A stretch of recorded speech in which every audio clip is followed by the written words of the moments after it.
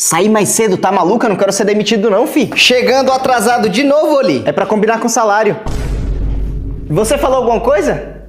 É pra combinar com salário. Eu não consigo colocar em palavras o quanto você é importante pra empresa. E em dinheiro, consegue? Pode deixar. Ah, depois desse projeto eu vou precisar de férias, tá? Você quer tirar 2 férias no ano? O senhor não tem 2 famílias? Oli, infelizmente você tá demitido. Ganhei! Eu não falei que eu ia ser demitido hoje. Pode pagar meu Pix, ninguém mandou apostar. Valeu, patrão. Bora, bora.